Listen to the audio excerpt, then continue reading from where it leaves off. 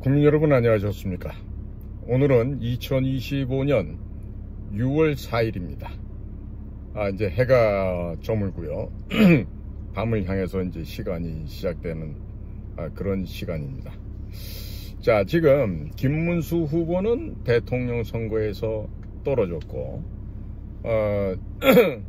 이재명 후보가 대통령에 당선이 됐죠.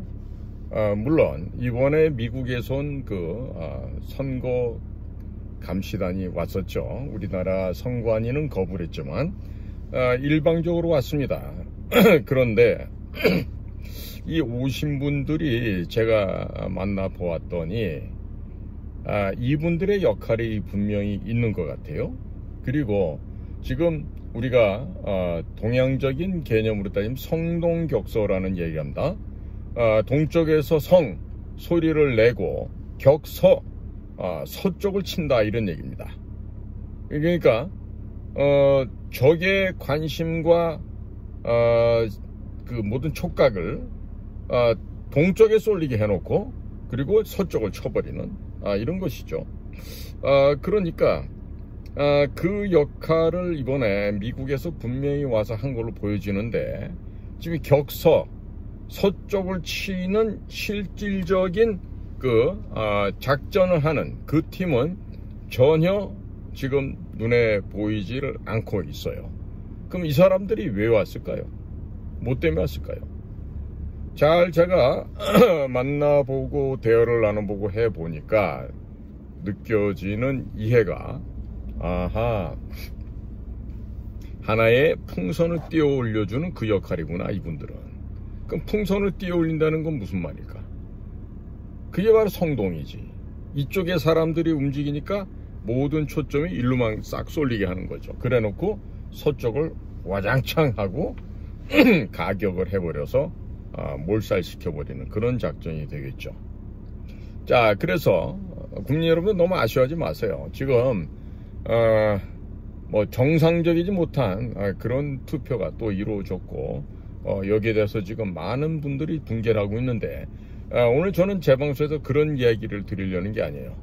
자, 어차피 일이 잘못돼서 잘못된 결과를 만들잖아요. 그럼 반드시 바로 잡혀져야 됩니다. 그리고 일요일날 모스탄 대사가 지금 강남에 있는 모 교회에서 설교 말씀을 전해주셨는데, 난 또 모스탄 대사가 그렇게 훌륭한 목자의, 또 소위 말해서 교역자의 그런 또 자질을 갖고 있는지는 몰랐습니다. 그런데 구약 성경에 나온 다니엘서 6장 1절에서부터 마지막 절 28절까지 쭉 다니엘 6장을 얘기를 하시면서 사자굴에 빠져있는 다니엘을 여호와 하나님께서 어떻게 구원하셨는지를 설교 말씀을 통해서 증언을 해주셨어요. 그러면서 여러분들이 각기 당일 투표날 투표들을 많이 하시고 하게 되면은 분명히 여호와 하나님께서 대한민국도 구해 주시지 않겠습니까? 라는 설교를 해주셨는데, 워낙에 많이 갖다가 쑤셔 놓고 박아 놓고 끼워 놓고 이러다 보니까 일이 이렇게 되는 것이죠. 그런데 이러한 일을 통해서 확실하게 뭐가 됐습니까? 이번에 범죄 현장이 포착이 됐죠. 범죄 증거가 지금 하나도 이렇게 흘러가는 게 아니라 다 국민들 눈과 귀에 다 포착이 돼서 기록물들로 다 남아있죠. 자, 그러다 보니까 이러한 역사적인 기념비적인 이런 증거를 남김으로 인해서 그 증거의 수혜자가 오히려 이제 고난을 당하게 되는 이런 일입니다. 자, 지금 구약 성경에 나오는 사례를 하나 더 얘기할게요. 에스더라는 여인이 나옵니다. 이 에스더라는 여인은 이스라엘 민족을 이민족으로부터 억압받고 있는 그 사망의 순간으로부터 민족을 구원해놓은 현숙한 여인이었죠. 또 그 에스더를 도와주는 모르드게라고 하는 선생이 있었고, 또 이들을 잡아 죽이려고 했던 하만이라는 사람이 나옵니다. 자, 그런데 이 하만이라는 사악한 자가 어떻게 하면 좋을까요?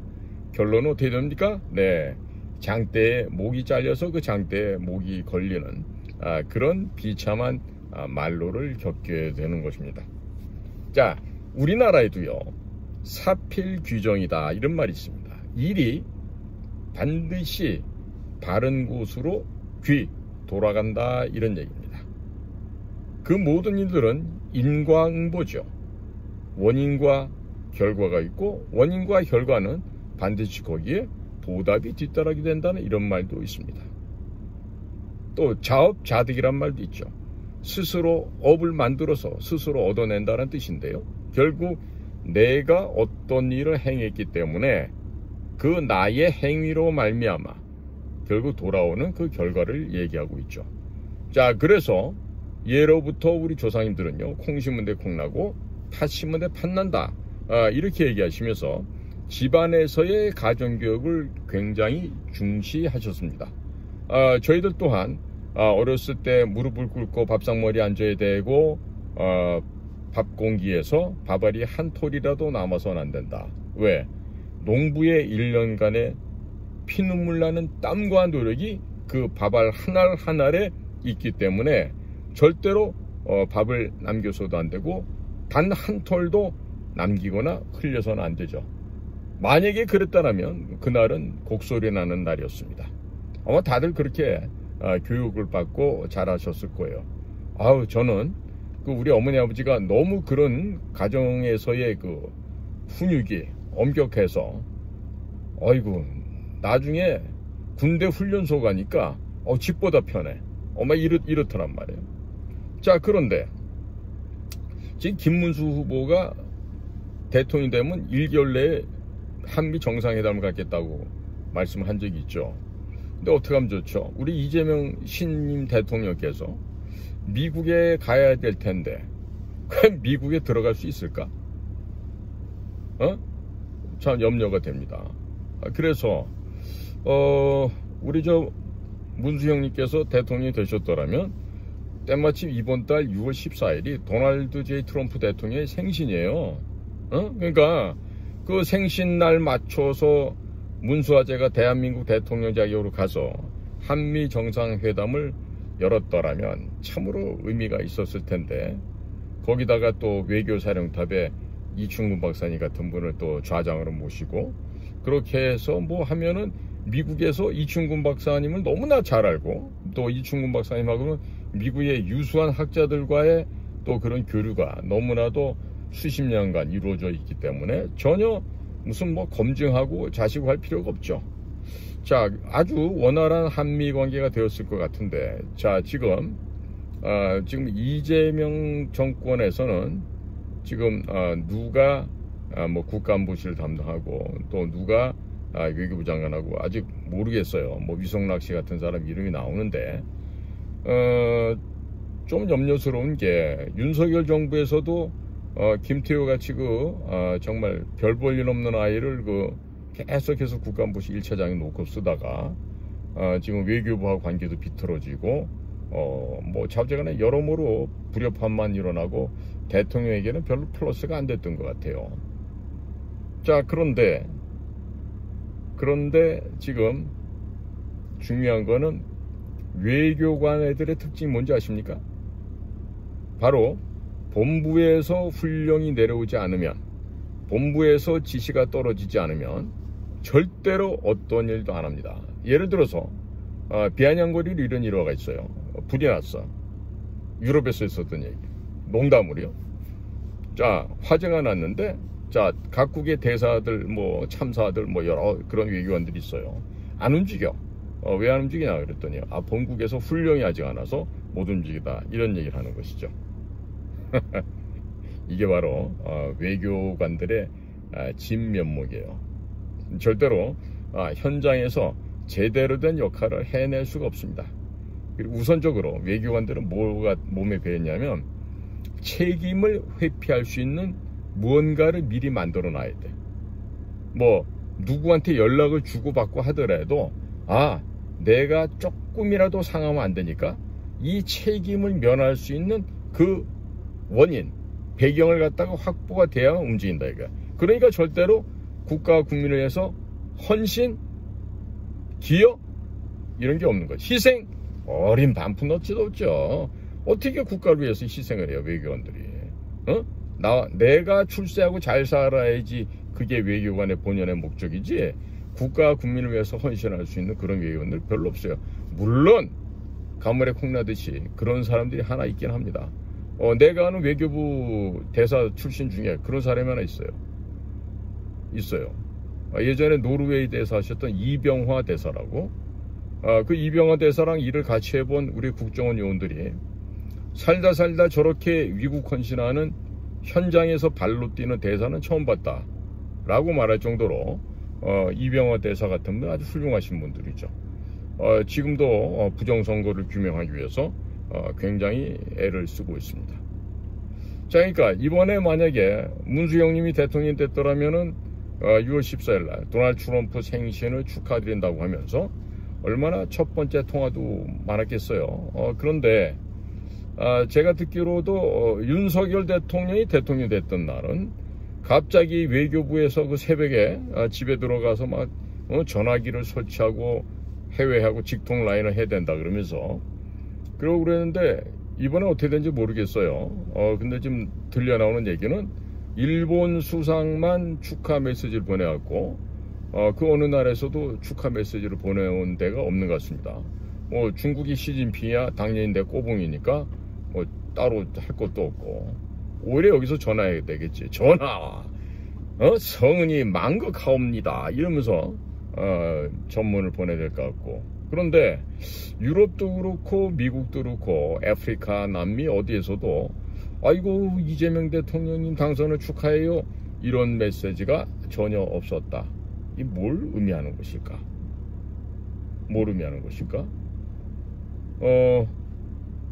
굉장히 정상적이지 못한 지금 광경이 펼쳐지고 있는 겁니다. 그래서 저 외국 사람들이 뭘 아나? 우리나라에 뭐 이번에 대통령 선거를 또 하게 되나? 뭐 이런 생각이 들 정도로 외국에서 싸늘한 시선을 보내고 있다. 그러게 말이에요. 왠지 모르겠어요. 외국에서 그렇게 윤석열 대통령이 대통령 됐을 때는 막 집을 갖다가 막 파 뒤집을 정도로 외교부 애들이 와서 막 전화기 설치하고 난리를 치고 막 그 다음날 아침부터 막 전 세계에서 전화가 쇄도해서 난리를 쳤다 그러는데 이번에 우리 제메 아저씨네 집에는 어떤 일이 벌어졌는지 모르겠어요. 어찌됐든 외국에서 지금 별다른 축하 메시지가 없다라는 거 이런 데 대해서 좀 정상적이지 못하다 이런 생각이 듭니다. 그리고 이번에 이제 그 미국에서 온 국제선거감시단이 왔었죠. 그러니까 이분들이 이제 내일 갑니다. 내일 가는데 이번에 뭐 이런 분들을 보내주셔서 고맙습니다 이렇게 인사도 해야 되겠죠. 그리고 대한민국 선거를 모니터링 해주시고 또 이렇게 대한민국 선거제도에 문제점이 있다는 것을 지적해주고 하신 데 대해서 고마움을 표할 수가 있겠지만 우리 이재명 대통령께서는 그 고마움을 어떻게 전달할 수 있을지 모르겠어요. 자, 역사를 보건대 대한민국이 건국 과정에는 선교사들의 역할이 굉장히 컸었습니다. 자, 그러니까 6.25 전쟁 이후에 한미 군사동맹이 생겨났죠. 그런데 그 이전에 있었던 더 중요한 바로 한미 기독교 동맹이 있었습니다. 자, 이런 한미 기독교 동맹에 기초하여 대한민국의 건국이 이루어졌습니다. 자, 그러니까 지금 한국, 미국의 공통점이 있습니다. 어떤 공통점입니까? 나라가 큽니까? 아니면 인구가 그렇게 많습니까? 어떤 공통점이 있습니까? 바로 한국과 미국은요, 지금 현재 중국 공산당이라고 하는 이 같은 자들로부터 지금 공격을 받고 있습니다. 트럼프도 대통령 되기 전에 바이든이 있었던 4년 동안 그야말로 형언할 수 없는 그 많은 고통을 겪어내야만 했었죠. 자, 지금 현재 트럼프 대통령과 미국의 국민들이 지금 대한민국에 있는 국민들과 유사한, 비슷한, 어찌 보면 똑같은 고통을 지금 받고 있다는 것이죠. 자, 그리고 미국과 우리의 또 어떤 공통점이 있습니까? 자, 북한, 중국 공산당, 소련 공산당으로 이어지는 국제공산주의 세력이 바로 1950년 6월 25일 새벽에 대한민국 남쪽을 침략해서 남하를 했어요. 남침을 했다는 얘기입니다. 자, 이런 일이 한반도에서 벌어졌을 때 미국의 위대한 부모님들께서는 178만 9천 명이라고 하는 당신들의 어리고도 귀한 자녀들을 이 땅에 보내주셨습니다. 군인으로 말입니다. 그렇게 해서 대한민국을 구해주셨어요. 거기다가 당시 US 달러 680억 달러를 한반도에 투자했습니다. 그래서 전쟁의 포화 속에 잿더미로 변해버린 이 대한민국 남쪽 땅을 재건할 수 있게 그렇게 도움을 주셨어요. 자, 이거 엄청난 얘기죠. 네? 당신들의 자녀를 갖다가 보내서 피 흘려가면서 이 한반도를 지켜주셨어요. 거기다 돈까지 또 680억 달러면 지금으로 치면은 어느 정도 될까? 한 6조 8천억 달러 정도 될 거예요. 응? 그러니까 이 많은 돈을 한국에 투자하고 지원해 줬는데 한반도를 버릴 수가 있겠습니까? 그러니까 우리는 이 시점에서도 미국의 모든 부모님들 그리고 미국에 있는 교회에게 감사의 표현을 할 수밖에 없죠. 이런 사실을 알면서도 미국한테 고맙습니다, 감사합니다 얘기를 할 수 없다면 그거는 사람 새끼도 아닌 것입니다. 자, 그래서 70년 전에는 미국이 대한민국을 지켜줬습니다. 그런데 이제부터는 우리가 대한민국이 미국을 지켜드려야 될 때가 되었다, 이 얘기를 할 수밖에 없는 것이죠. 자, 그러니까 이것은 한국인과 미국인은요, 예수 그리스도 안에서 여호와 하나님 안에서 바로 한 집안의 한 식구 한 형제란 뜻이에요. 그러니 이와 같은 깊은 인연을 맺게 해준 미국 분들에게 우리가 감사를 해야 되겠죠. 그리고 기왕이면 우리 문수아제가 6월 14일 전에 워싱턴 DC에 도착을 해서 14일날 정상회담을 하면서 트럼프가 아까 생신을 축하드립니다. 하나님의 은혜로 우리 양국이 더욱더 공고한 믿음의 형제가 되었습니다. 이렇게 했더라면 얼마나 좋았겠어요. 근데 이제 그거는 현실적으로 불가능해졌죠.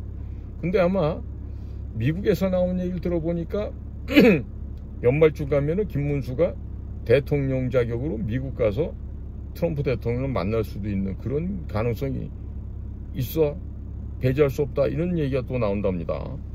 그래서 무슨 구도에서 그렇게 되는지 모르겠는데요. 미국 사람들은 알고 있는 뭔가가 있는 것 같아요.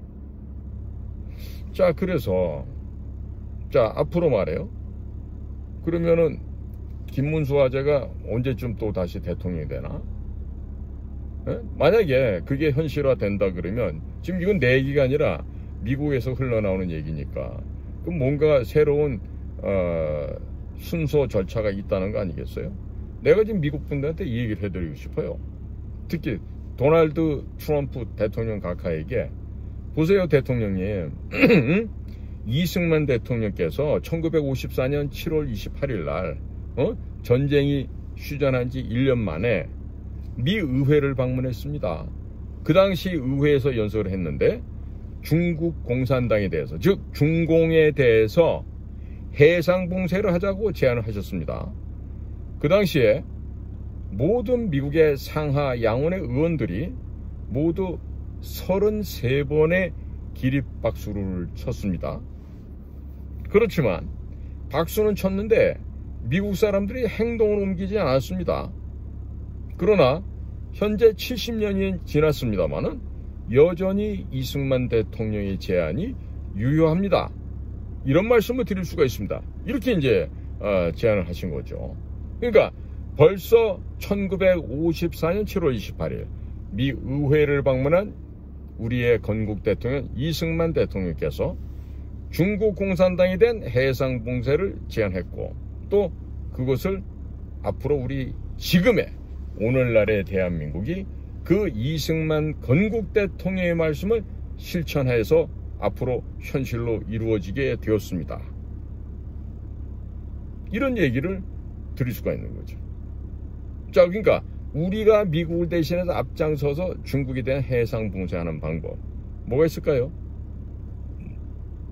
물론 이런 거 하다 보면 우리 국민들이 경제적으로 고통을 받을 수도 있겠죠. 그러나 우리가 생각하는 중국의 해상 봉쇄는요, 매우 간단합니다. 왜 간단하냐고요? 제가 늘 말씀드렸죠. 대한민국을 불침 항공모함으로 만들어 버리면 돼요. 최근에 사비에르 그 미국 주한미군 사령관, 네? 그분 그 사성 장군 아니에요? 그분이 중국과 일본 열도 사이에 있는 침몰하지 않는 불침 항공모함 역할이 대한민국이다 라고 하는 얘기를 지난번에 컨퍼런스에서 얘기한 적이 있습니다. 자, 그러니까 이게 뭘 의미하는 걸까요? 대한민국이 불침 항모가 된다. 이 얘기는요, 어려운 얘기가 아닙니다. 제가 말씀 많이 드렸잖아요. 요코스카에 있는 미 제7함대를 제주도로 이주시키는 거죠. 응? 그렇게 해서 제주도에다가 해군 항구와 공군의 활주로를 갖다가 아주 크게 제주도 서남쪽에 있는 알뜨르라고 하는 예전에 일본 군대가 썼던 그런 활주로 지역이 있습니다.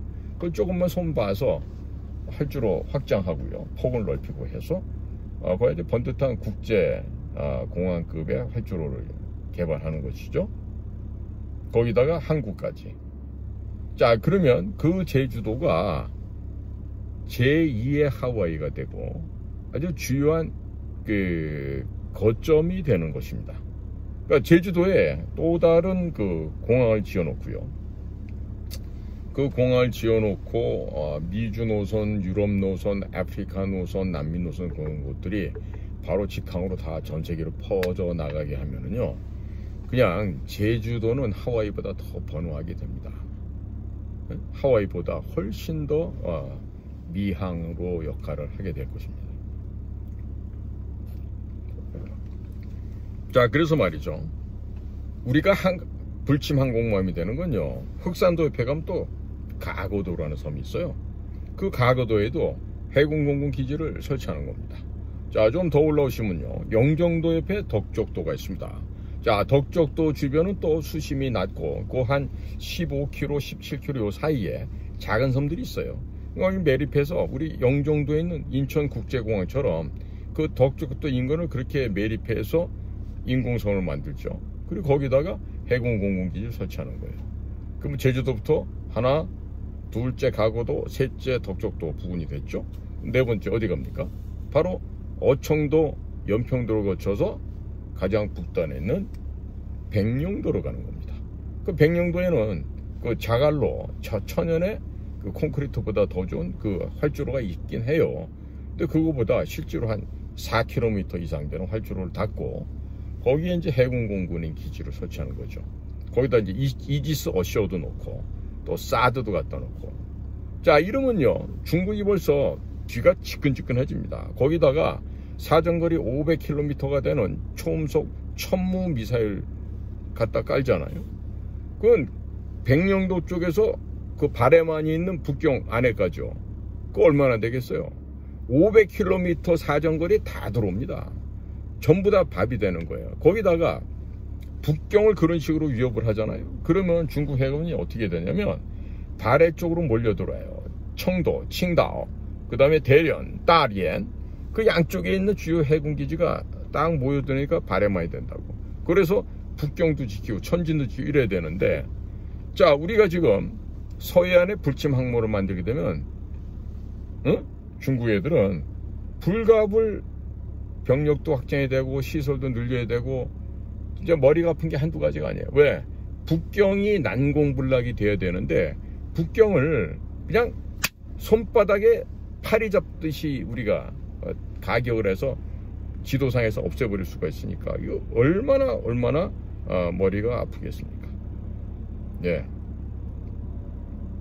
그러니까 거기다가요, 해저에다가 무인 잠수정을 깔잖아요.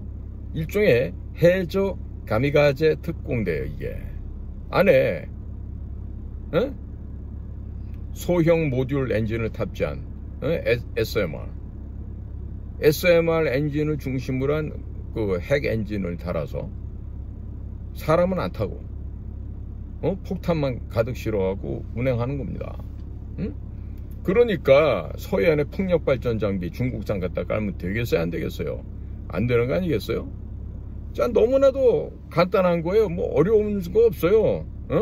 여기서 무슨 뭐 수학에서 미적분 푸는 것도 아니고. 그러니까 우리가 이런 식으로 방위를 하는 것을 협조해주고 5% 지금 전 세계적으로 방위비 올리라는데, 우리는 올릴 여백이 룸이 충분히 있잖아요. 뭐 지금 기대하는 게 주한미군 방위비가 아니라 주한미군 주둔 비용을 나누는 그 분담금 얘기를 하고 있는 거 아니에요.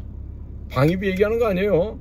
방위비라는 건 총알, 또 뭐 우리 탱크가 쓰는, 우리 비행기가 쓰는 초고급 휘발유, 이런 걸 갖다 얘기할 때 그것은 방위비다라고 얘기하지만, 주한미군이 한국에 있기 때문에 발생하는 수도, 물세, 전기세 먹어야죠. 또 뭐 곡물 사고, 또 그 기지를 지켜주는 또 군무원들, 한국인들 있잖아요. 이 사람들 또 급여도 주고, 이렇게 들어가는 돈이 바로 전부 다 주한미군 주둔에 관련된 비용인데, 그 가운데 10%, 그러니까 그 가운데 절반을 갖다가 내자 이런데, 그걸 갖고 문재인 때 좀 싫었게 옥신각신했잖아요. 전체 다 해봐야 35억 달러입니다. 우리나라 또 한 사람 한 5조 원 됐죠. 그러면 아니 우리한테 680억 달러나 지지를 해주고, 전쟁 때 사람도 178만 9천 명이나 보내줬고, 메카더 당시 이 극동군 사령관께서 얼마나 많은 일을 우리 한국과 한국 국민들 위해서 해줬습니까? 그러니 이제 와서는 무슨 뭐 그런 그 주한미군 주둔에 소요되는 비용을 갖다가 뭐 절반씩 가져왔다, 이런 얘기 할 필요가 없죠.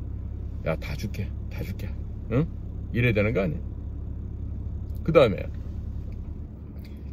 트럼프가 지난번에 그 대선 랠리 할 때 그런 얘기를 했어요. 시카고에서 한국은 돈을 잘 벌고, 물론 이제 유럽을 성토하는 자리에서 그 얘기가 나왔죠.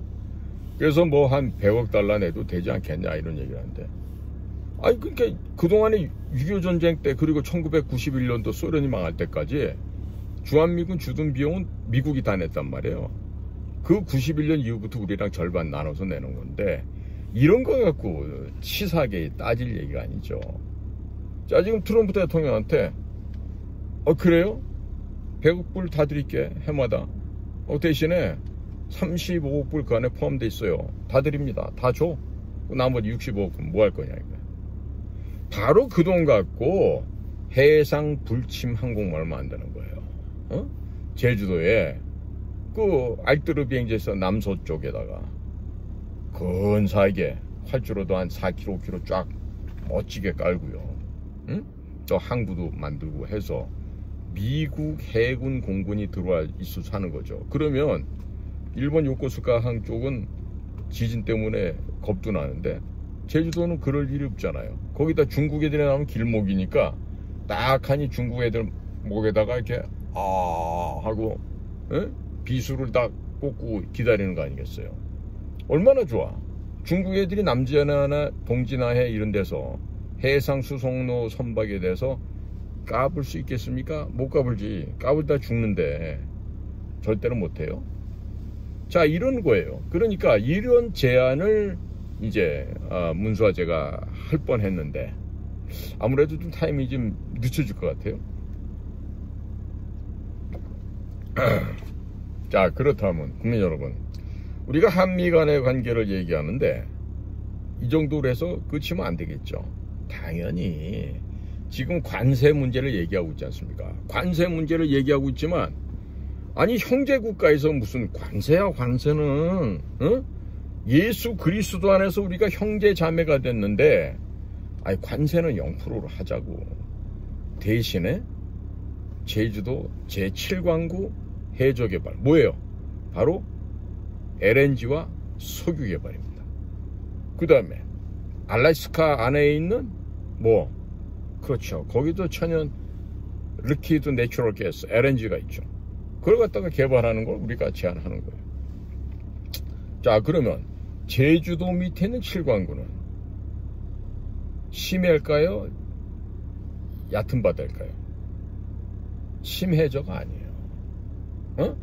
천해저라고 할 수 있지. 얕을 천자 써서.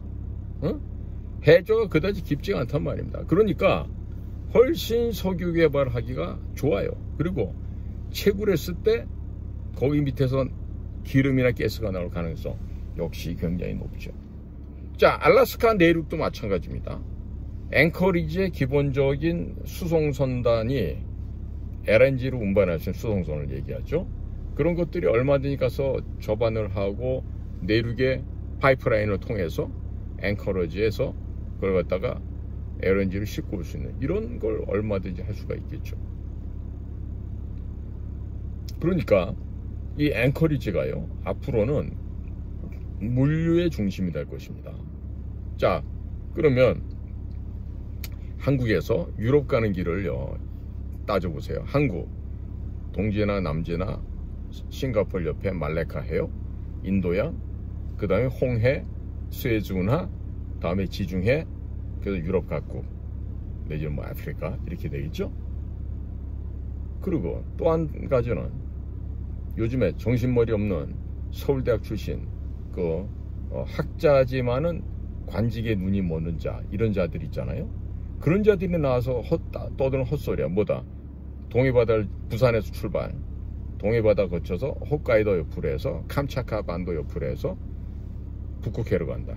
북극해를 쫙 통과해서 그린란드 옆으로 해서 유럽으로, 뭐 스칸디네비아 혹은 뭐 덴마크 있는 그쪽에 이베리아 반도 쪽으로 그렇게 가면은 짧다, 이런 얘기를 하는데 미친 개소리지.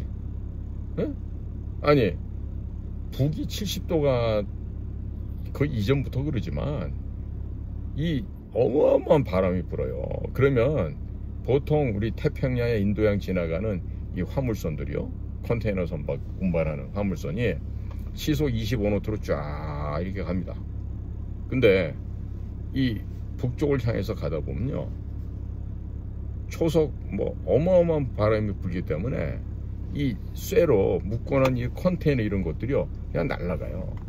그야말로 추풍 낙엽이 돼서 날아간다고. 할 수가 없다고.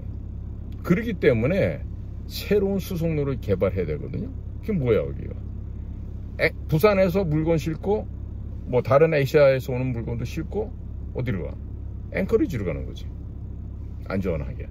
그럼 앵커리지에서 알버타라고 하는 캐나다의 도시가 있어요. 알버타도 좋고, 아니면 저쪽에 미네소타 아이오와에서 올라가는 35분 상에 있는 위니펙, 밀 집산지죠. 이런 데를 통과해서 그래서 미국 내륙을 통과해 갖고 그 물건들이 뉴욕 항구나 아니면 뭐 버스턴 항이나 아니면 발티모어 항구나 이런 데로 가서 새로운 미국의 내륙 물류 운송 철도가 깔리게 되면요, 미국한테 엄청난 부를 가져다 줍니다. 제가 미국 농업 비즈니스 위해서 미국을 저도 많이 다녀봤는데, 보통요 열차가 한번 긴 거 갈 때 보면 이 커다란 한 량이라 그러잖아요. 그 량 숫자가요 뭐 280, 350, 470 뭐 이런 식으로 정말 끝도 없이 그 열차를 달고 갑니다. 이게 바로 미국의 물류 운송 체계가 그렇게 되어 있어요. 그러니까 그런 것들이 해서 미국 내륙 운송이 활성화되면요 얼마나 좋겠습니까? 그렇지 않습니까? 예. 그러니까 지금요 이렇게 이제 한미 간에는 역사적으로 또 한미 기독교 공동 동맹이고요. 그동안에 여기 와서 고생하시다 하늘나라 가 계신 아펜젤러 선교사님, 또 호모 헐버트 선교사님, 이런 분들이 보실 때 야야야 너희들 그러면 안 된다. 다 내 새끼들이고 내 친구들이고 내 후배들인데 거기다가 관세를 때리고 그러면 웃잖아. 제발 그러지 말해 하고 그러고 이 돌아가신 아펜젤러 선교사나 이런 분들이 얼마나 걱정을 하시겠어요. 응? 그러니까 이미 우리는 한미 동맹으로 한 나라지만 그거보다 더 깊고 이전 시대에 미국에서 오셨던 이 선교사님들로 인해서 한미 간의 관계가 예수 그리스도 여호와 하나님 안에서 이미 형제자매가 되어 있단 말이에요. 중국 가면 이런 말이 있어요. 사해진의 형제자매 이런 얘기예요. 스하이즈네兄弟姐妹이런 말을 해. 여기는 뭐냐면 세계 만방에 나가는 바다 속에 펼쳐져 있는 속에서 모든 사람이 형제자매다 이런 얘기인데, 아니 그래 형제자매라고 생각하는 놈들이 그래 공해상에다가 부유물 설치해 놓고 거기다가 시멘트 갖다 때려 붓고 거기다가 기지 만들고 거기다가 미사일 배치해 놓고 활주로 만들고 남의 나라 침범할 생각하고, 이게 정상입니까? 정상이냐고. 그 앞으로 우리는 주한미군 주둔에 필요한 비용을 우리가 100% 다 낸다 해놓고 거기서 35억 달러는 주둔 비용을 쓰세요 드리고 나머지 65억으로 뭐 한다? 해군기지 짓고 공군기지 짓고 이러면서 한반도를 불침 항공모함으로 만드는 거죠. 제주도, 가덕도, 덕적도, 그 다음에 백령도 쪽으로. 그 중에 또 마음에 드는 데 있으면 또 몇 군데 더 개발해도 되겠죠. 자, 이런 식으로 하게 되면은 대한민국 국방이 어떻게 됩니까? 침몰하지 않는 항공모함이 된단 말이에요. 이 국토 전체가요. 얼마나 좋아. 그리고 이순신 장군께서 쓰셨던 학익진, 학의 날개 전법 아니에요. 학익진 전법을 통해서 사람이 타지 않고 있는 무인 잠수정을 한 500척 이상 만들어서 서해 남에다 쫙 깔아버리는 거예요. 그 제주도에다가 미 칠함대가 오고 제주도 그 알뜨르 비행장이 완성되고 그 앞에 항구가 되면은 막 미국 함정이 한두 대가 오겠어요. 막 제주도 오면은 막 돈벼락 맞아갖고 야 이거 어쩌면 좋을까 막 고민하는 그런 시절이 온다니까요. 그러니까 생각을 해보세요. 6.25 전쟁이 났던 그 당시 대한민국은 어디에 있는지 세상 사람들이 알려지지도 않았던 그런 초라한 거제 나라였다고. 외놈들한테 35년간 수탈당했던. 그런데 그런 거제 나라에서 전쟁이 나갖고 지금 완전히 엉망이 돼서 당시 미국이 178만 9천 명에 되는 젊은이들을 보내주고 돈도 680억 달러를 투자해서 우리를 지원해주고 이러는 사이에 우리가 70여 년 지나고 나니까 어떻게 됐어? 미국을 도와줄 만한 세계 10대 경제 강국으로 성장을 해버린 거 아니겠어요?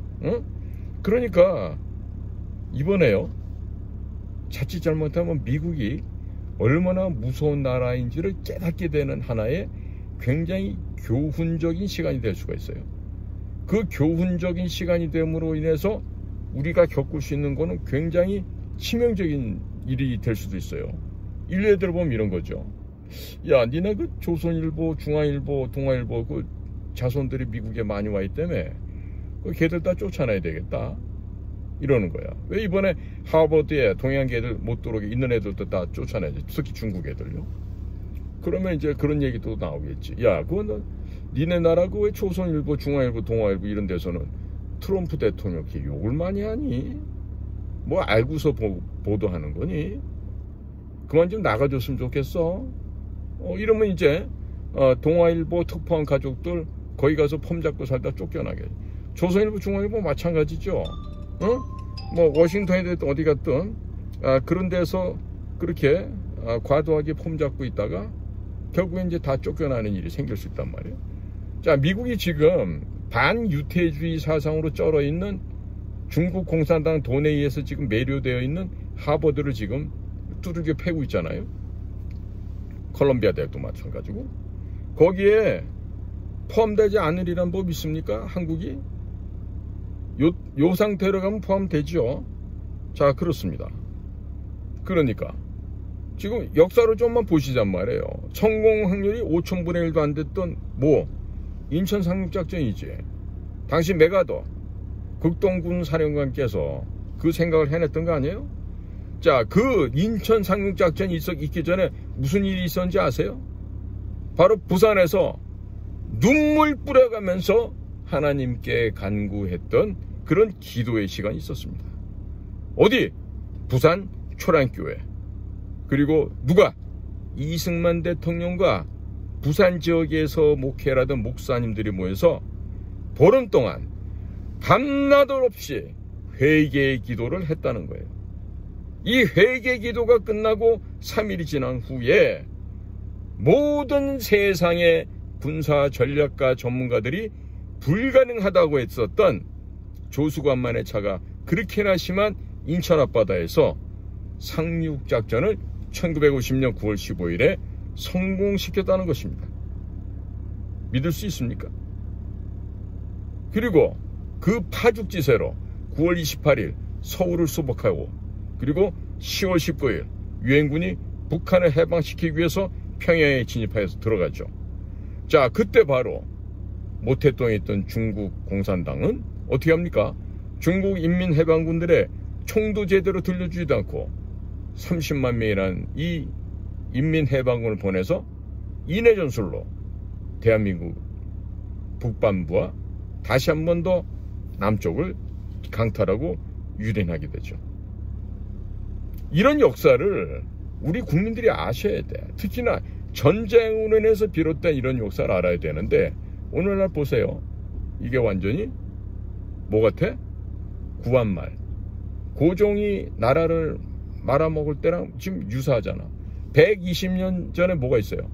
러일 전쟁이 있었죠. 그 러일 전쟁에서 어떻게 일이 벌어집니까? 바로 러시아가 대패를 하죠. 그래서 일본이 한반도를 차지하게 되지 않습니까? 우리 지금 정신 못 차리면요 그때처럼 다시 돌아갑니다.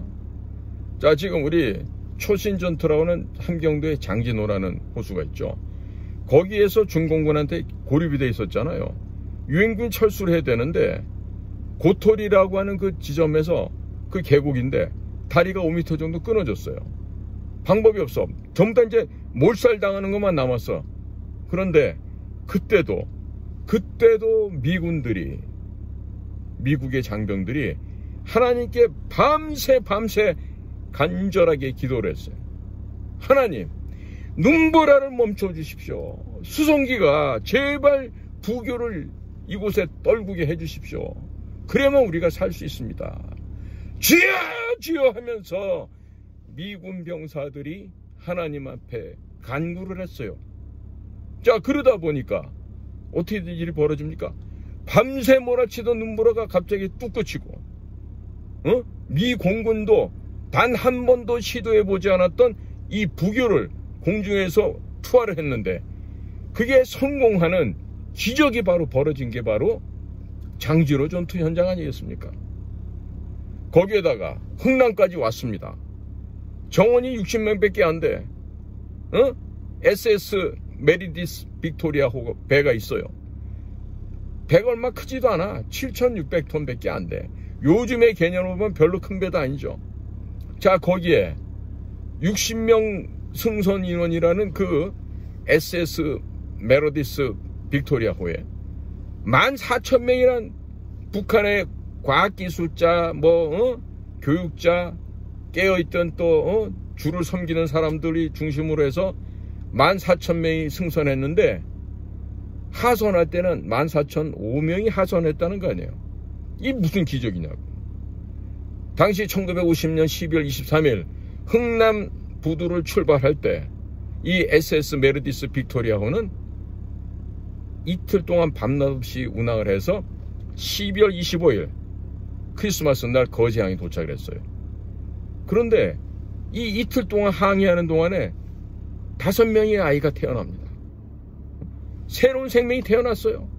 미군들이 애들 이름을 지을 수가 없으니까 김치 1, 김치 2, 김치 5까지 해서 1, 2, 3, 4, 5 해서 5명의 아이들 이름에 김치라는 걸 붙여서 아이들을 장명을 해줬다는 이 위대한 기적의 역사가 있는 게 바로 우리 한반도 미군과 한국군 사이에서 벌어졌던 일 아니겠습니까? 그리고 미군은요 193척 선박에 실려있던 모든 전쟁 물자, 탄약, 야포, 이 트럭, 탱크 이런 거 다 버리고요. 거기에다가 10만여 명의 한국인들을 구출해서 자유의 땅 대한민국으로 옵니다. 이 위대한 기적을 대한민국 국민들은 크리스마스의 기적이라고 부르고 있는 것이 오늘날이에요.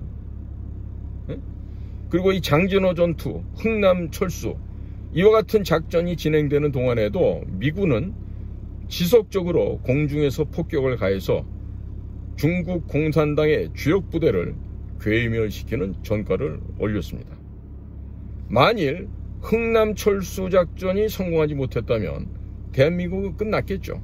소멸됐을 것이고 한미 군사동맹 이런 걸 어디 가서 찾을 수 있겠습니까?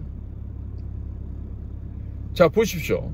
한국 전쟁 당시에 한반도를 집어삼키기 위해서 침략했던 그 자들은요 바로 공산당입니다.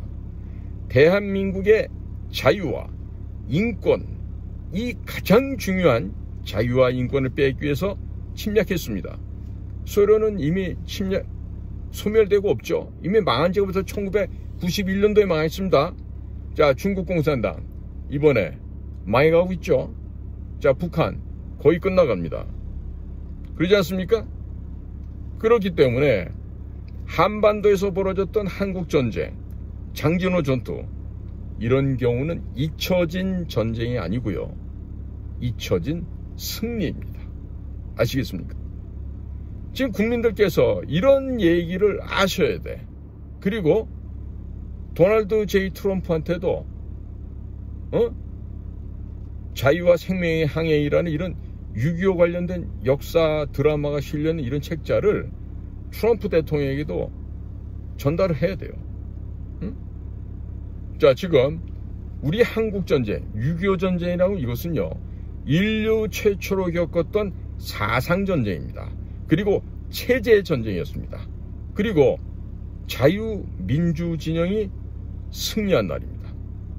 자, 그렇기 때문에 매년 6.25 전쟁이 발발한 이 6월달 장마가 오기 전에 높고 푸른 하늘과 시원하고 약간 따뜻하면서 이런 온화한 기후대에 처해 있는 우리나라에서 6월 한 달 동안 한국전쟁 영웅들을 기념하는 이런 전 세계 축구 경기를 해마다 열고 그 당시 우리나라를 도와줬던 67개국을 다 불러서 승전 축하 파티를 하면서 그분들이 우리나라를 지켜줬던 또 미국의 선교사들이 한반도에 전해줬던 자유와 인권, 민주주의 그리고 성경 말씀 이것이야말로 자유민주공화국 대한민국을 탄생시켰다는 것이죠.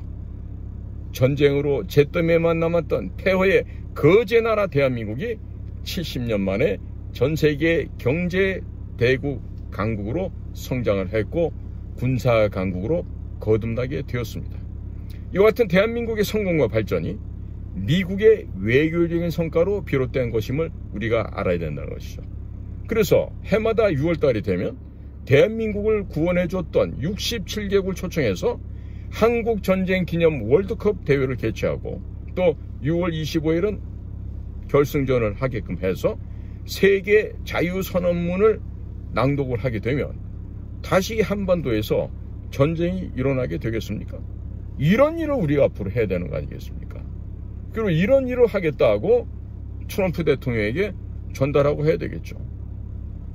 자, 이렇게 되면은요, 한국의 발전, 한국의 융성, 이 현장을 보면서 130여 년 전에 미국의 선교사들이 이 대한민국 한반도에 오셔서 이들에게 미국과 똑같은 자유와 민주주의의 소중함을 깨닫게 해줬구나. 그래서 대한민국이 발전할 수 있구나. 이거를 전 세계가 깨닫게 되지 않겠습니까? 그런데 이런 대한민국이 후진하면 되겠습니까?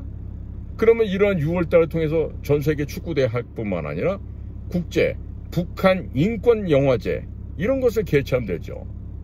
그러면 수미테리 같은 여인이 비욘드 디 유토피아라는 영화를 만들어서 한국의 못된 놈들이 그 수미테리를 고발하게 하고 엿먹이게 하는 일은 없을 거 아니겠어요.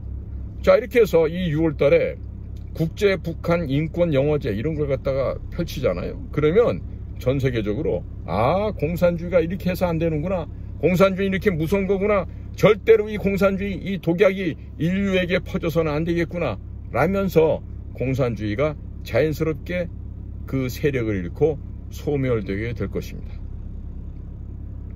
대한민국이 기독교 문명의 그 기반을 둔 미국의 대통령 제도와 자유시장 경제 및 자유민주주의의 정치 제도를 선택했다는 것은 바로 대한민국을 성공하는 나라로 만들었을 뿐만 아니라 이것이 바로 미국이 해낸 역사적이고도 외교적인 성공작이라고 할 수 있는 것이죠.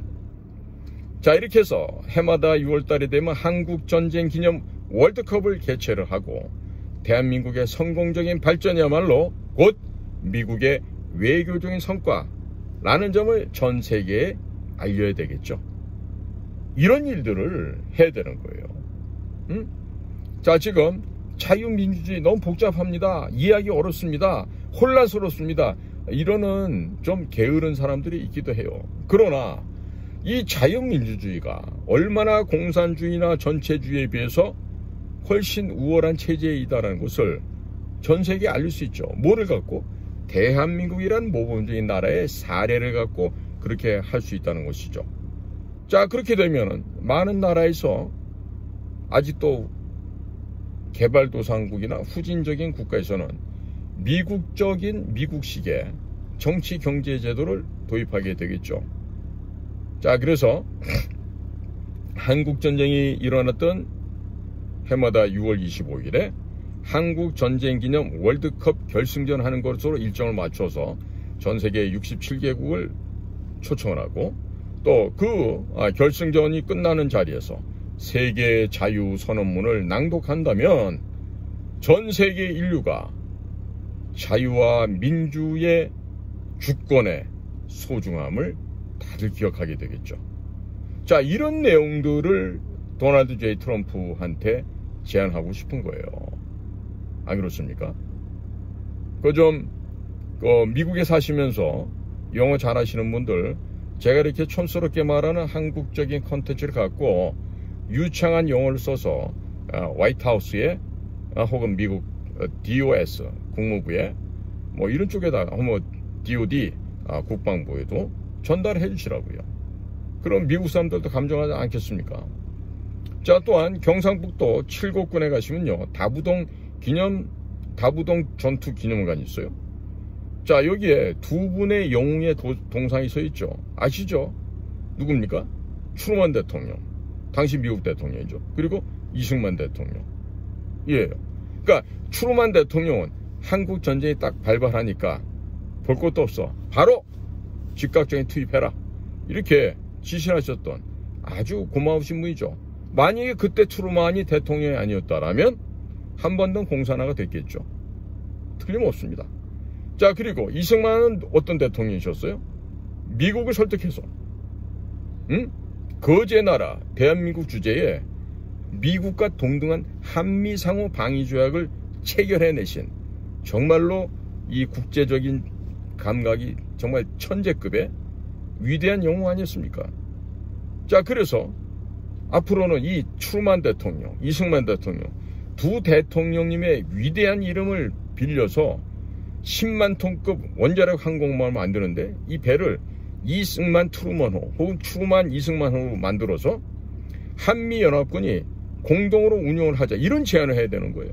그러면 미국에서는 항공모함 건조 기술을 우리한테 제공하죠. 우리나라가 돈을 대고 자금을 대고 건조를 해서 한미 해군이 늘 이 배를 같이 타고 운영을 하는 겁니다.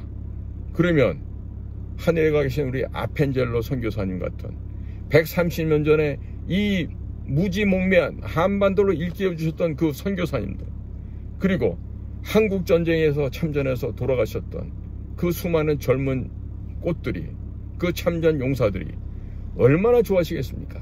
그리고 여호와 하나님께서도 얼마나 좋아하시겠어요? 응?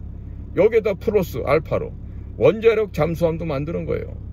한미 해군이 같이 타고 다니면서 한미 군사동맹을 자동적으로 업그레이드 시키는 겁니다. 서해안에 불침 항모, 백령도, 그 다음에 덕적도, 가고도, 제주도까지. 이렇게 되면은 남중국해, 대만해요? 문제가 생기겠어요? 생긴다 하더라도 한국, 미국 동시에 출동하죠. 칠함대가 설령 제주도로 이사 못 온다 하더라도 미국 칠함대 부담이 확 줄어버립니다. 저는요, 일본에서 빠져나오기 힘든다는 거 알아요. 그런데 자꾸 제주도에 그 공군과 해군 설비를 짓자고 하는 건요, 그만큼 미국한테 부담 주지 않고 베푸는 거예요. 그러면 그 빈 항구에, 빈 활주로에 미국이 수조 원어치의 무기 실은 항공기, 전투기, 함선 가지고 올 거 아닙니까? 저절로 우리나라가 불침 항공모함 되는 거예요. 꼭 그걸 갖다 돈 들이고 무기를 사와야지만 되겠습니까? 우리는 기지를 지어주는 겁니다. 항구를 지어주고 활주로를 닦아주고 이렇게 하면은 당연히 되죠.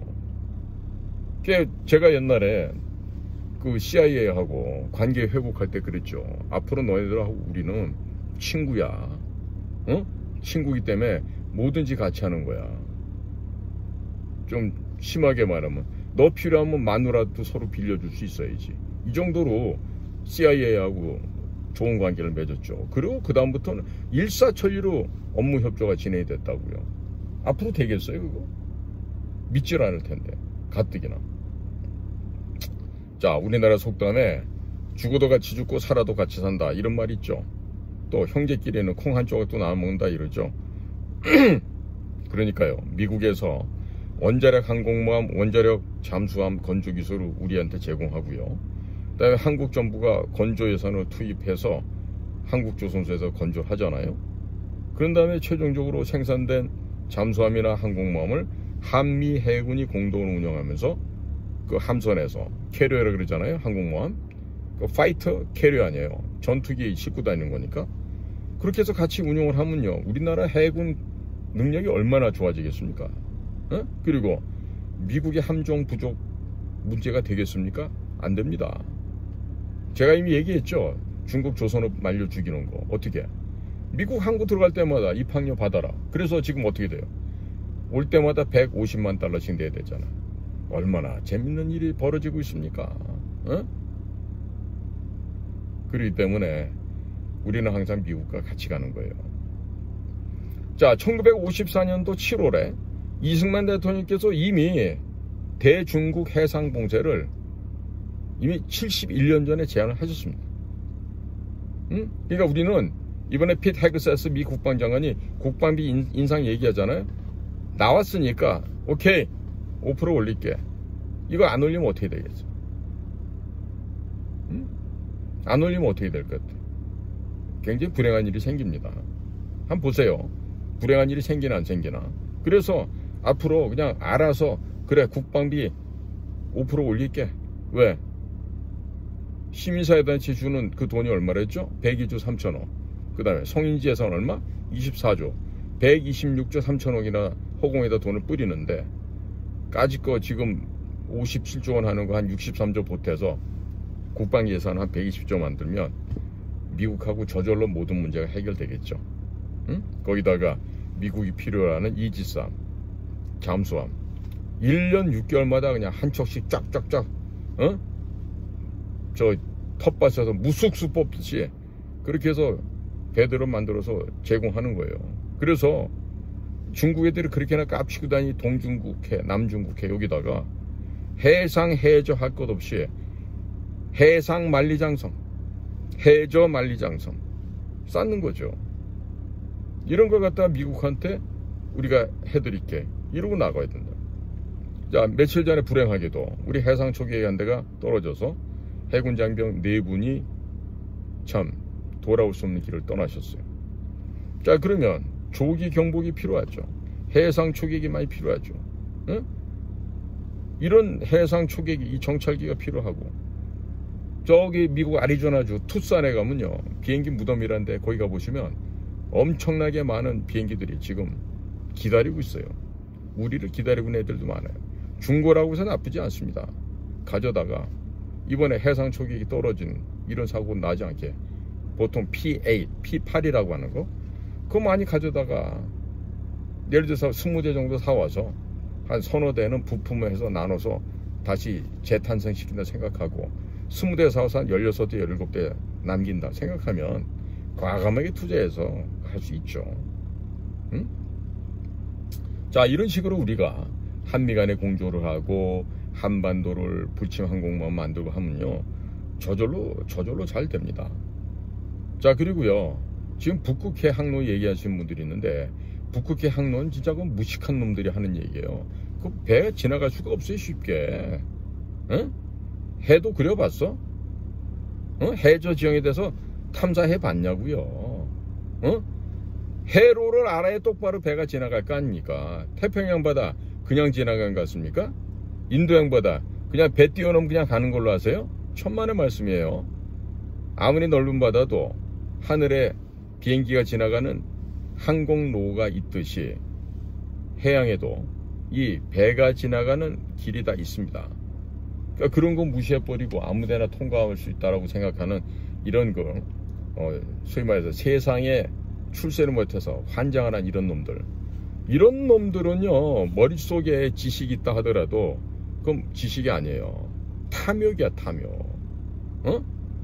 개인이 출세하고자 하는 탐욕이 있기 때문에 그런 발상을 한다, 이런 말입니다. 응? 자, 그러면 북극해를 가기 위해서 뭘 먼저 해야 돼?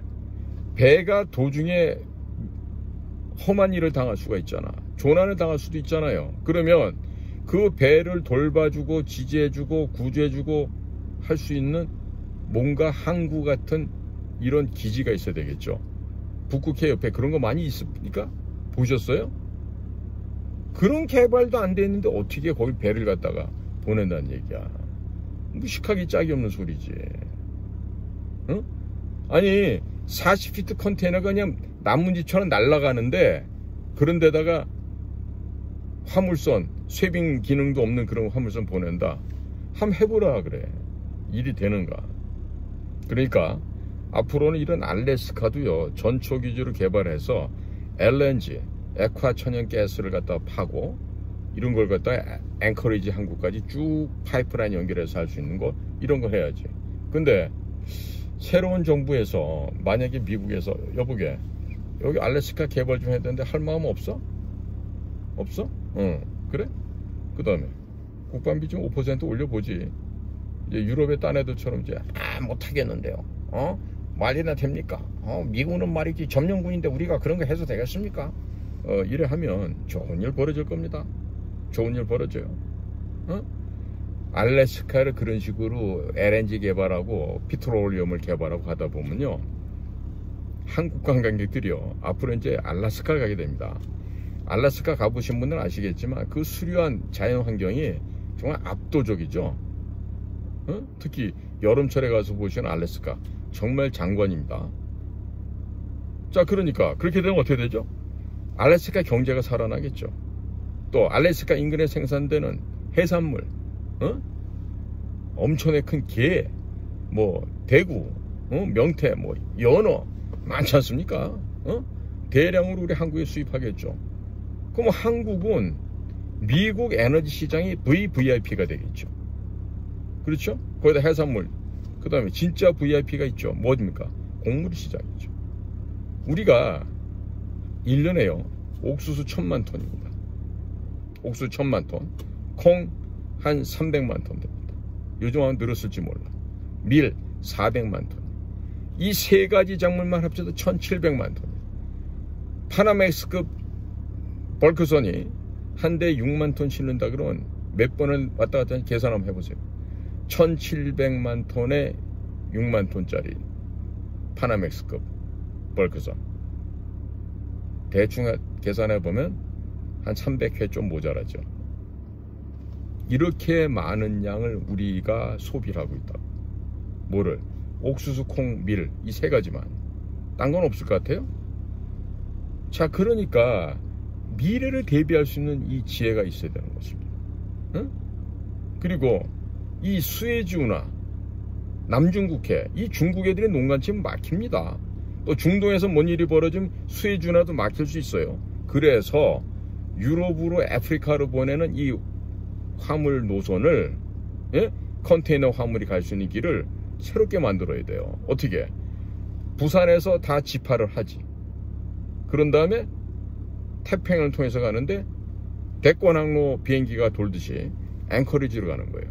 앵커리지에서 이 컨테이너 하역을 하고요. 그 다음에 철로를 통해서 궁극적인 마지막 항구는 뉴욕까지 간다. 볼티모어까지 간다. 혹은 바스턴까지 간다. 이런 생각들을 하고 철도를 통해서 이동하는 거죠. 그러면 미국 동해안에, 즉 대서양변에 도착한 화물들은 어떻게 간다? 유럽으로 서아프리카 쪽으로 간다. 이렇게 해서 새로운 물류망을 공동 개발하면요, 대략 한 9,000km에서 10,000km 정도가 짧아집니다. 이런 거를 미국과 같이 하는 거예요. 이해가시죠? 응? 그러니까 알래스카에서 뉴욕까지 철도로 어떻게 가? 이 무식한 놈아. 거기는 철도가 없는 데가 있어. 맞는 말씀일 수도 있어요. 아직 구축 안 된 구간도 있겠죠. 그러기 때문에 새로운 물류망, 새로운 철도망, 표준궤로, 그렇게 해서 새로운 미국, 캐나다 쪽에 내륙 철도망을 보충하고 또 신축하고 해서 굳건한 물류 시스템을 만들자는 얘기입니다. 응? 그러면 그 화물들이 앵커리지에서부터 저 대서양 연안까지 화물열차 이런 걸 통해서 보통 막 400량, 500량 싣고 가거든요. 그렇게 가면 미국의 내륙 도시들도 얼마나 살찌고 돈을 벌고 좋아지고 발전하겠죠. 자, 그러니까 이런 작업들을 한다는 건요, 이후에 미국이 주도하는 전 세계의 그레이트 원마켓이 이루어질 날이 옵니다. 곧. 그레이트 원마켓이 되려면 철도로 전 세계 물류가 오고 가고 할 수 있어야 돼요. 그걸 하기 위해서 알래스카와 러시아 사이에 있는 베링 해협을 해저로 뚫어서 철도와 도로를 연결시키는 것이죠. 그럼 이것들이 아프리카나 유럽이나 아시아의 물건들이 해저 철로 도로를 통해서 미국까지 혹은 저 밑에 칠레 산티아고, 남미 제일 아래까지 이렇게 갈 수가 있게 될 것입니다. 그리고 이 일이 되기 위해서는 자연스럽게 해결해야 될 게 있어요. 북한이라는 아이들이 거추장스럽다. 응? 그 러시아를 통해서 가는 것도 그렇고. 그래서 이 그레이트 원마켓을 만들기 위해서는 북한이라는 애들이 좀 없어져 주는 게 좋겠다. 자연스럽게 통일을 시키는 거예요, 남북 간에. 그전에도 미리 망해버리면 자동적으로 흡수가 돼야 되겠지만요, 안 하고 끝까지 버티면 이렇게 미국과 함께 전 세계 시장을 통합하는 과정을 통해서 자연스럽게 없애버릴 수가 있는 거죠. 우리 저 밑에가 문태 삔다 그럽니다. 문태 삐면 돼요. 응? 그러니까 지금 한미 관계라는 게 130여 년 전에 미국 선교사들로부터 시작이 됐죠. 그리고 전쟁을 겪으면서 한미 상호 방위 조약을 통해서 한미 군사 동맹이 이루어졌단 말이에요.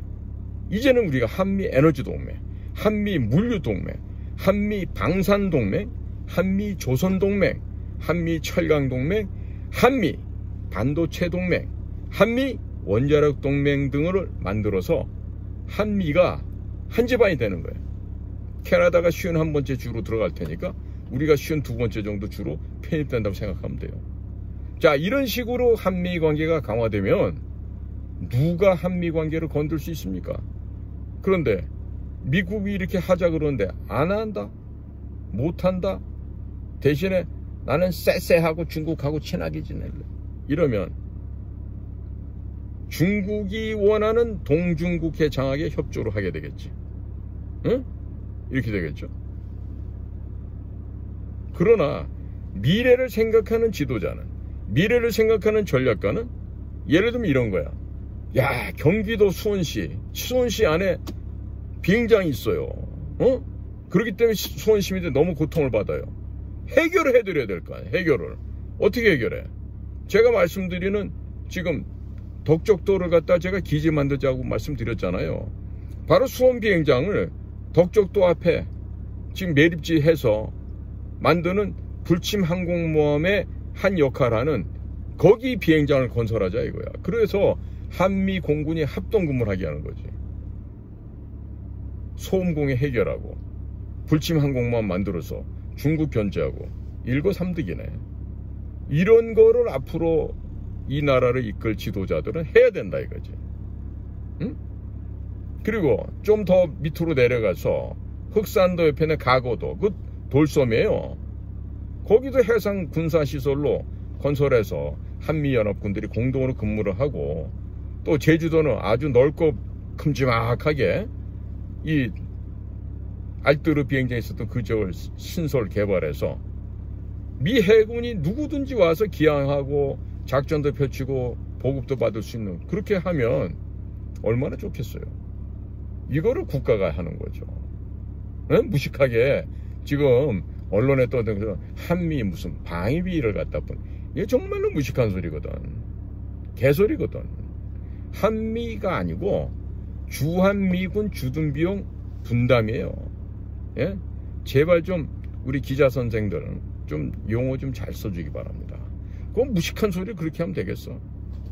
응?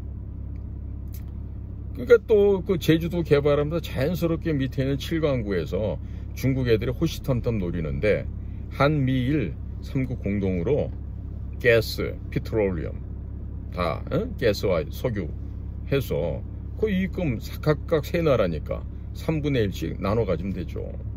응? 이렇게 해서 군비 증강을 하든 무슨 다른 산업을 개발하든 경제적인 재정적인 비용 부담이 전혀 없는 거 아니겠어요? 7강구 개발하면. 응? 자, 그러니까 미국의 선교사로부터 시작한 미국의 도움이 지금 전쟁을 겪고 나서 한 70여 년 만에 미국이 전수해준 그 기술을 바탕으로 해서 대한민국이 경제강국이 되고 군사강국이 된 거 아니겠습니까? 자, 지금 백지장도 맞들면 낫죠? 우리 속담에 분명히 우리 조상들이 알려주셨죠? 자, 미국이 너무나도 크고 무거운 십자가를 혼자 지고 가. 그럼 우리가 도와주고 그 십자가를 같이 나눠 매줘야 될 거 아니야. 그러면 미국이, 야, 진짜 한국 때문에 우리가 살만하다, 얼마나 좋아하겠어요? 응? 따라서 대한민국이 미국과 함께 예수 그리스도 여호와 하나님 안에서 형제자매인 우리가 미국이 지고 가는 그 무거운 십자가를 우리가 함께 지고 가겠다. 정말 감동적이지 않습니까? 에? 지금 70여 년 전에 공산주의는요, 이 자유민주 진영을 집어삼키기 위해서 전쟁을 일으켰어요. 그게 바로 6.25 전쟁이에요. 그러니까 공산주의, 전체주의, 사교체제, 사회주의, 이 망령들이 지금도 온 세계에 지금 배회하고 있어요. 뭘 통해서? 선거 조작, 불법 조작, 부정행위를 통해서 이런 전 세계를 공산화시키기 위해서 이 악령들이 배회를 하고 있단 말이에요. 자, 그런데 그 악령들의 세계에 속지 않고 죽지 않고 살아남아 있는 이 대한민국의 선하고도 선한 영향력이 전 세계에 퍼져나가게 돼. 그렇게 되면 어떻게 됩니까? 억압받고 고통받는 공산사회, 사회주의 사회, 전체주의 사회에 신음하고 있는 온 인류가 해방이 되지 않겠습니까? 우선적으로 휴전선 넘어 있는 북한의 인민들이 해방이 되겠죠. 자, 조속한 시간 내에 북한을 해방시켜야 됩니다. 그리고 트럼프 대통령 역시 이와 같은 선한 일을 함으로 2천만이나 되는 북의 주민들을 해방시키고 그들의 영혼을 구원한 그 역할 때문에 하늘아버지 여호와 하나님께로부터 크나큰 축복을 받겠죠. 지금까지 미국이 이렇게 고생을 하고 또 미국을 무너뜨리기 위한 미국의 새로운 종교 같은 사상들이 있죠. 뭡니까? DEI. DEI를 하면서 이상한 짓들을 하잖아요. DEI가 뭡니까? D, Diversity, 다양성입니다. E, Equality, 무조건 평등하면 다 된다 이거야. I, Inclusion, 포용하다는 얘기. 말인 듯 그렇듯해요. 그러면서 성적으로 차별 두지 말라 그러면서 트랜스젠더 하자 그러고 미쳐 돌아가죠.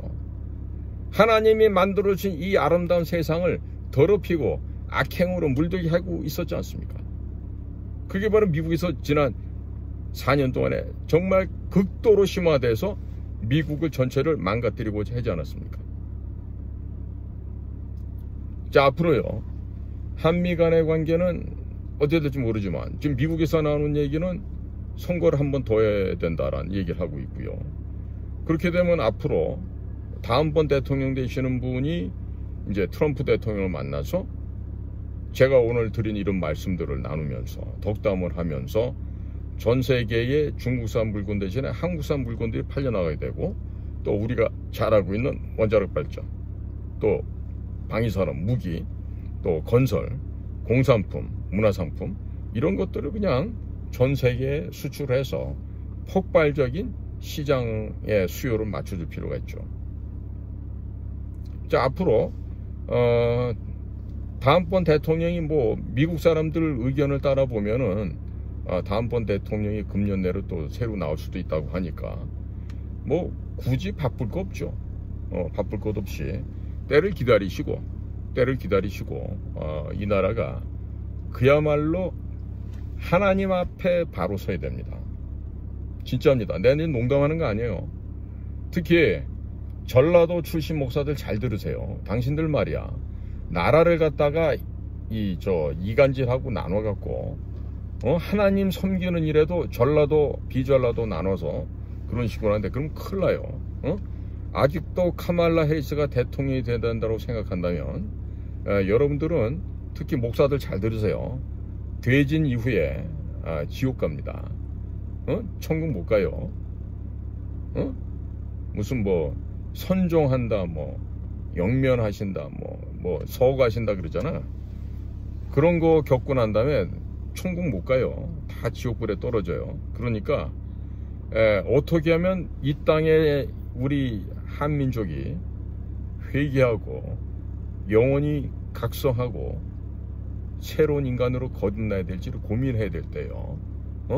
계속해서 물질 문명, DEI, 공산주의, 친중 정책, 친북 정책 이런데 눈이 멀어서 예수 믿네 하면서 은근슬쩍이 이 사회를 전체주의로, 사회주의, 공산주의로 끌고 간다면 여러분들의 삶은 이 땅에서 종식된 이후에 영원한 불구덩이로 떨어진다. 이 얘기는 내가 경고를 드립니다. 오늘 좀 제가 길게 찍었어요. 왜? 지금 사회가 이렇게 망가지고 있는데 이 소위 목회자라는 자들, 목사라는 자들이 이 제대로 된 놈들이 얼마 없어. 그러니까 맨날 11조나 뜯고 말이야, 헌금이나 뜯고 이 짓이나 하고 있는 거야. 돈벌이 하고 있는 거야. 예수님 팔아갖고. 그래서 인류 역사상 가장 많은 고용 창출한 사람이 누구다? 예수 그리스도다 얘기야. 자, 그래서 제가 오늘 새로운 한미 관계, 그리고 뭐 미국 친구들 얘기가 조만간에 새로운 대통령이 나타날 수도 있다 하니까요. 그 점에 입각해서 제가 앞으로 대통령 되실 분의 한미 외교안보 정책 아시겠죠? 네? 그리고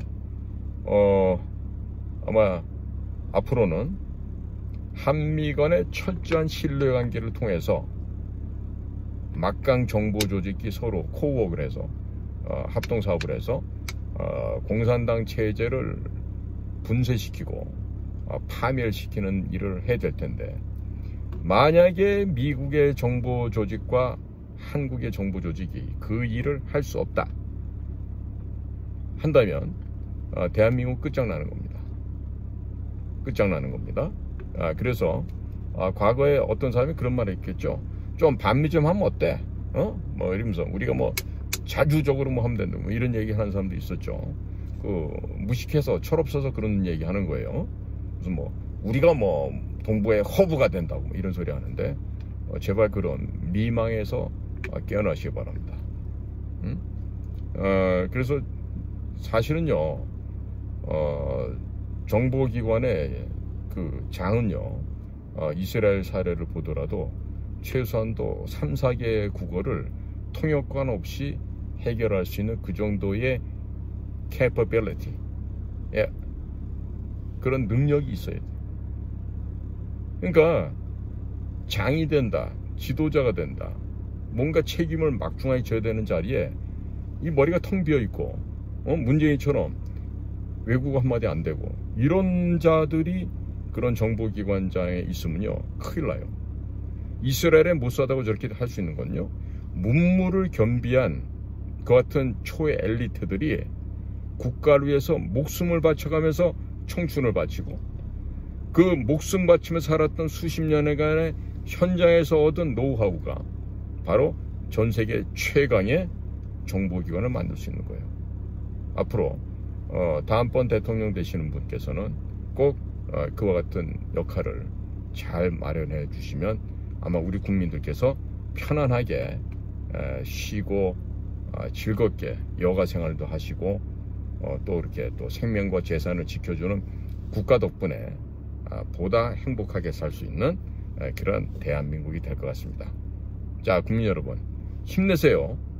모든 일이 종식된 게 아닙니다. 앞으로 리스타트, 재출발하는 겁니다. 그러니까 절대로 힘 빼지 마시고 기계를 높이고 용기를 갖고 하면 된다, 할 수 있다, 한번 해보자, 이 마음을 갖고 꼭 현장에서, 생활 속에서 큰 용기를 더 내시길 바랍니다. 자, 국민 여러분들, 좌절하지 마십시오. 더 큰 용기를 내시고 더 큰 담대한 마음을 갖고 그 결기 속에서 여러분들의 개인적인 삶과 조국 대한민국의 위대한 미래를 창조하기 위해서 다 같이 더욱더 힘을 내주시기를 당부를 드립니다. 오늘 저희 방송을 경청해 주시는 모든 분들께 감사를 드리고 여기서 마치도록 하겠습니다. 감사합니다. 안녕히 계십시오.